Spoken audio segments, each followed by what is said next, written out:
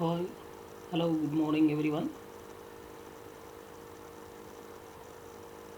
Today in this session, we are going to learn the very important topic in international business dynamics, the strategic alliances. So, in this session, we are going to understand the meaning of strategic alliances and different types of strategic alliances and advantages and disadvantages of strategic alliances, and also reasons for creating strategic alliances. And finally, we are going to understand the managing strategic alliances. So let's begin to our session. Strategic alliances. Any arrangement under which two or more business firms cooperate in order to achieve certain commercial objectives is referred to as strategic alliances. So we came to know that it is a formal agreement among the firms or two firms in order to achieve some basic common objectives. The two firms come together, or more than two firms come together and have a formal agreement in order to achieve expected results. So this is known as strategic alliances. So let's understand some of the examples of strategic alliances. Nike, the world's largest supplier of athletic shoes and apparels, the US MNC. So it is the largest producer of athletic footwear in the world. Does not manufacture a single shoe. Gallo, the US company, food, drink and tobacco company, the largest wine company on the earth, does not grow a single grape. So these companies have entered into the strategic alliances with their suppliers to do much of their actual production and manufacturing activities. So now let's understand clearly with an example. A 6-company strategic alliances was formed, like Apple, Sony, Motorola, Philips, AT&T, the wireless telephone service provider of US, and Matsushita, to form General Magic Corporation to develop telescripts communication software. So this is all about the meaning of strategic alliances. So now let's move on to the another concept, the types of strategic alliances. So on the basis of the type of industry, strategic alliances have been classified: horizontal strategic alliance, vertical strategic alliance, intersectoral strategic alliances. So let's understand in detail one by one. Horizontal strategic alliance. So it is characterized by the collaboration between two or more firms in the same industry. Two or more firms, so they are doing the business, all are having the similar production activities.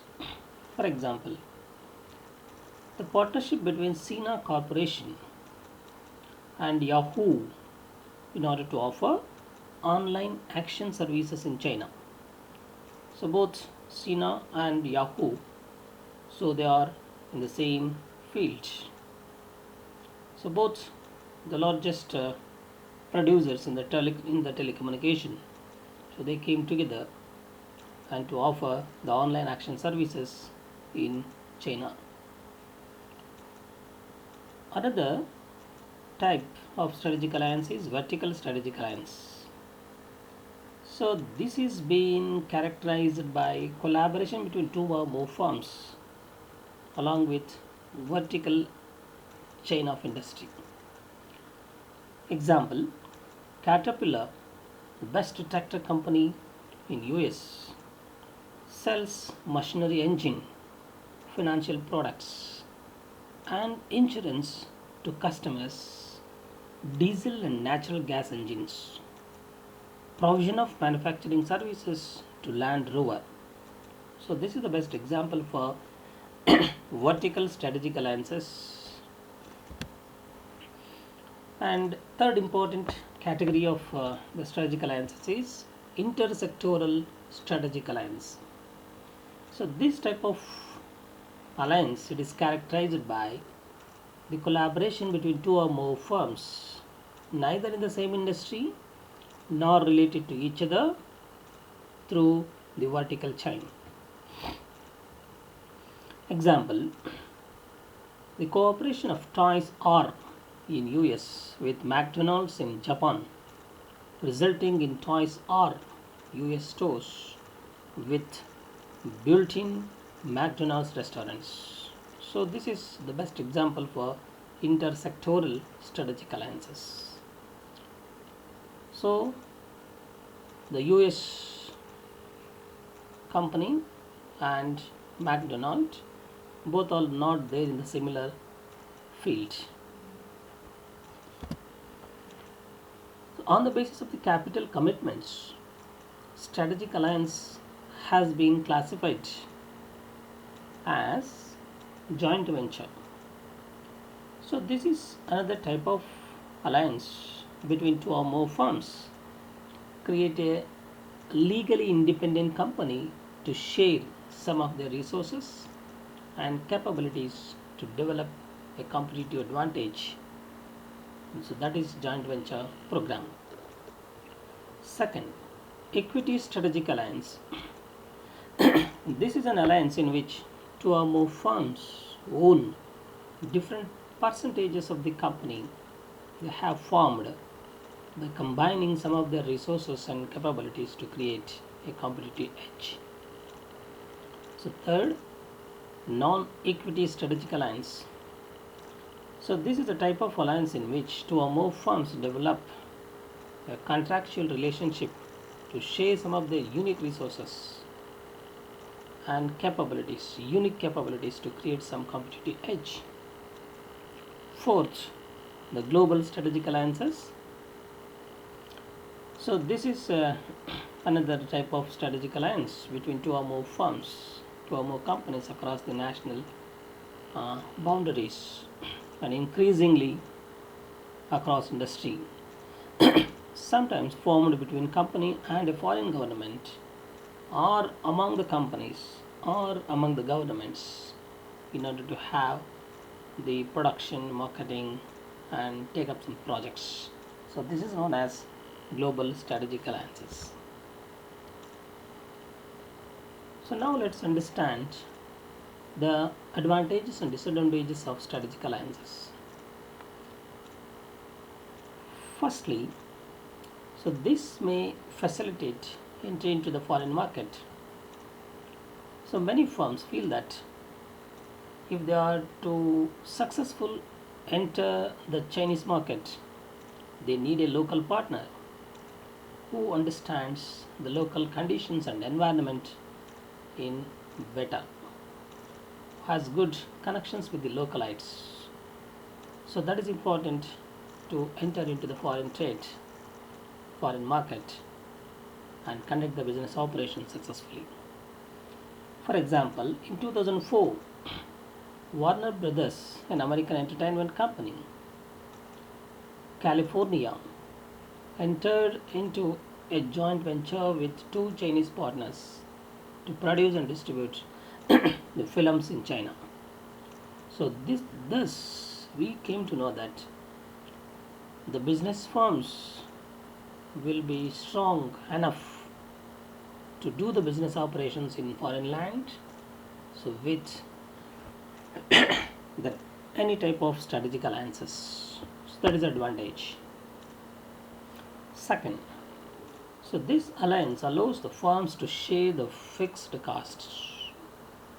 So much of risks involved in the investmental part.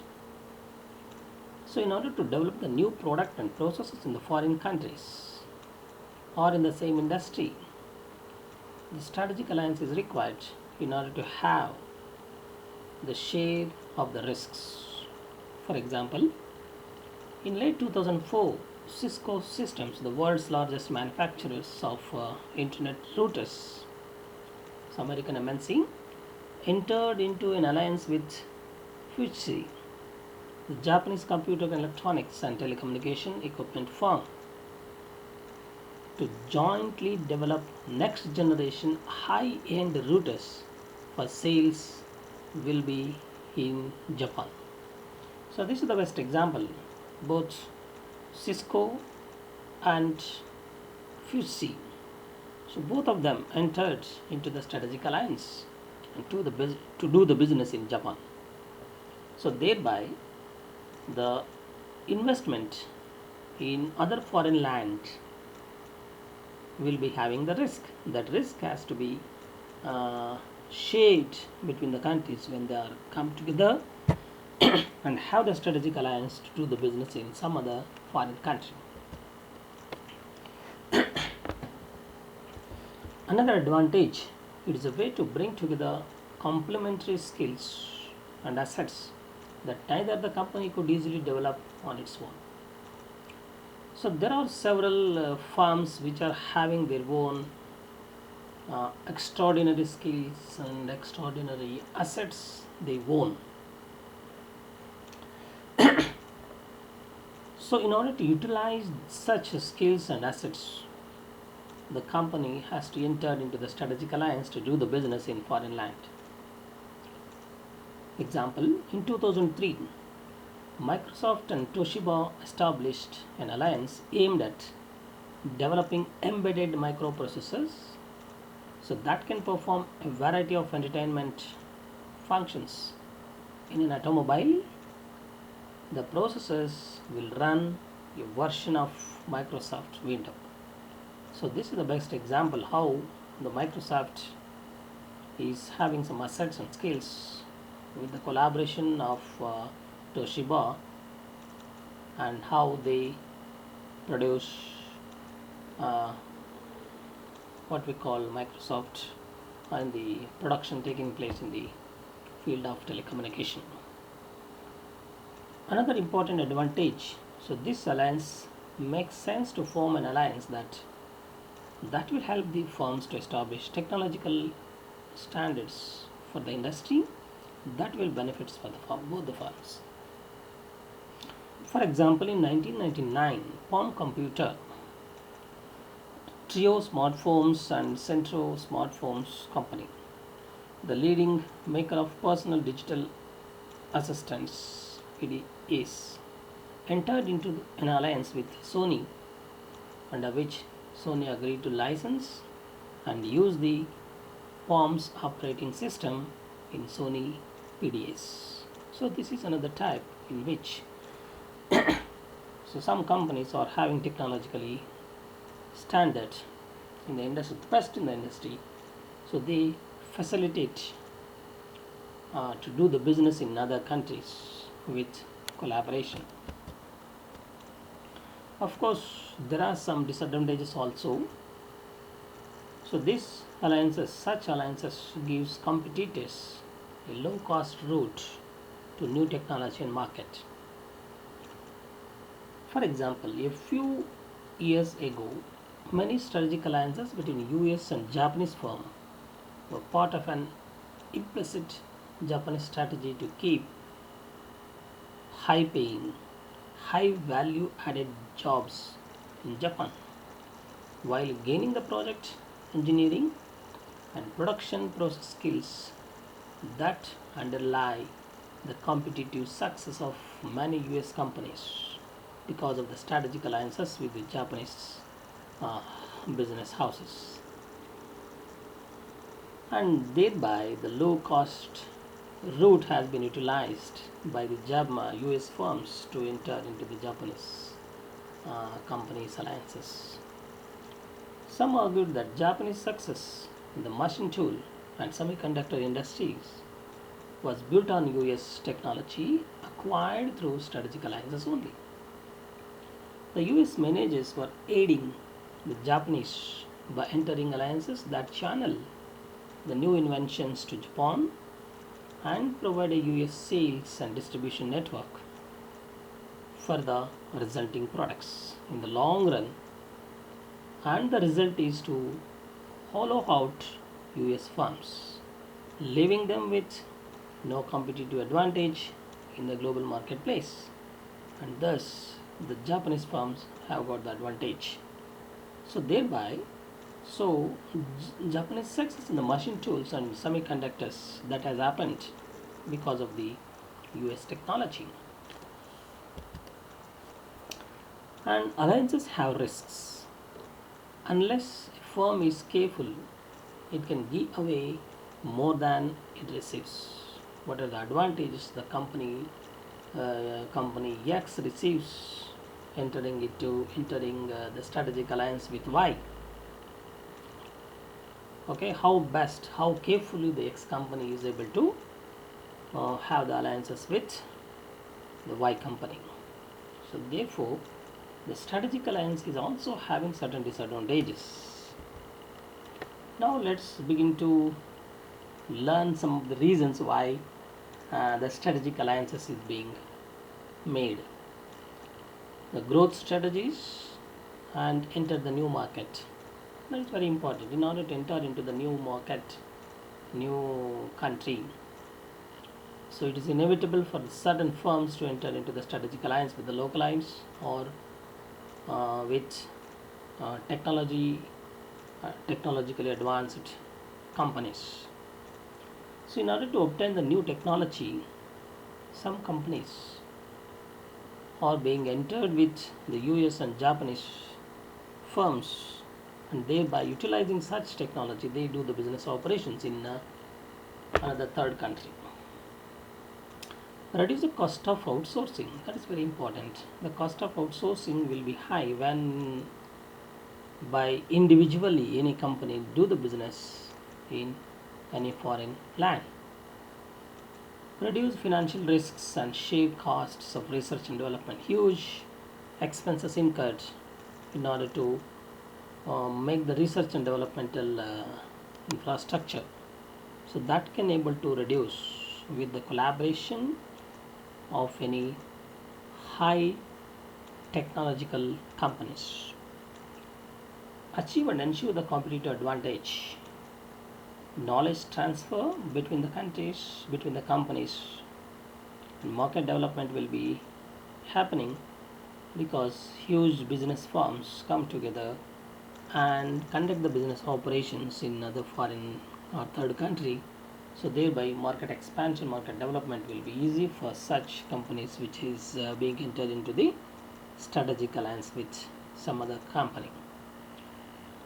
Efficiency in the production, marketing and processes.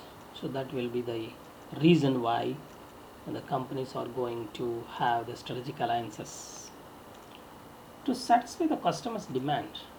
So that is very important. To satisfy the customer's demand as per the changing circumstances, changing demand conditions, one company unable to provide the products and services which are demanded, demand conditions by the customers.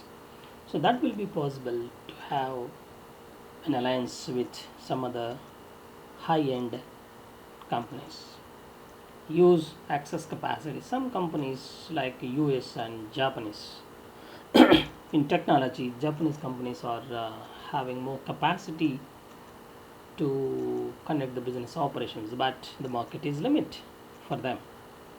So when they go for foreign land, foreign market, so they have to enter into strategic alliance with some other partner. So thereby the excess capacity in the home could be utilized in the production process and in even service industry. So these are the reasons why the strategic alliances are being created.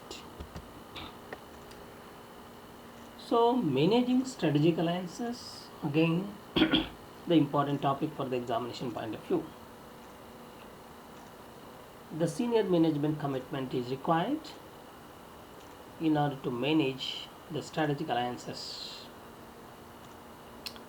The fear of a loss of control.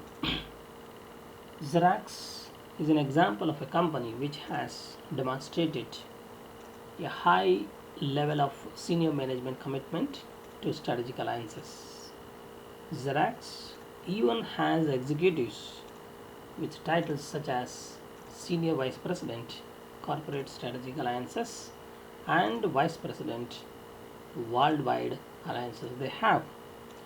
So that is the success of the Xerox in almost all the uh, countries of the world today. Similarity of management philosophy.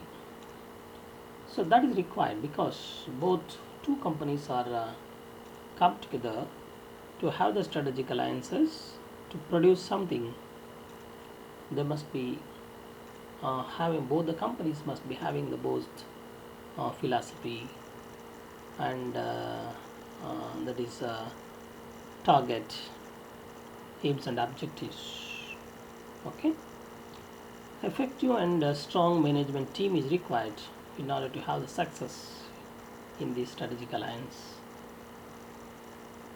A McKinsey studies found that 50% of the strategic alliances failure are due to the poor management in both the end. Example, Hewlett Packard and Lotus are the corporations which have been cited as having strong alliance management. Hewlett Packard's approach to alliance is very formal, well organized, and structured. So that is why the success will be in favor of the companies which are having the strong, structured, well formed, well organized, and formal alliances will be there. Frequent performance feedback, that's very important in order to manage the good strategic alliances. Both the companies' performance must be continually assessed and evaluated against the short and long term goals and objectives for which the strategic alliances has been made.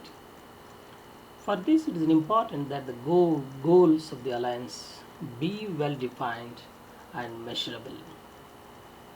Clearly define the shared goals and objectives are required in order to manage and find success in the strategic alliances through planning. Planning, commitment, and agreement are essential to success of any relationship among the companies. So thereby, they could able to see the success in their alliances. Clearly understood roles. In forming the strategic alliances, both the partners must have clearly understood roles and responsibilities and activities.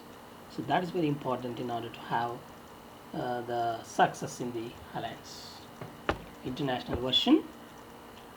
The managers of the firm, both the firms must incorporate the global strategic vision into their enterprise. Partner selection.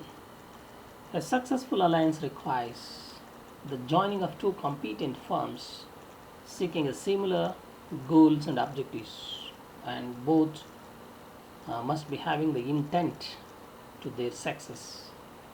The process for partner selection is state of the firm strategy, develop a partnership benchmark, eliminate undesirable business sectors, select promising business sectors, select from potential candidates, communication, well established communication between the two countries, the two companies, and maintaining the good relationship. So these are things required in order to have the strategic alliance. In the process of having the strategic alliances, these uh, points to be kept in mind. As with any relationship, communication is an essential attribute for the alliance to be successful. Without effective communication between the partners, it would be very difficult for the firms to manifest the good success.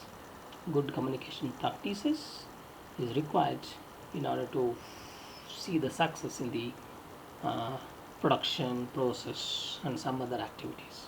Otherwise, this whole process of having the strategic alliance will be in trouble.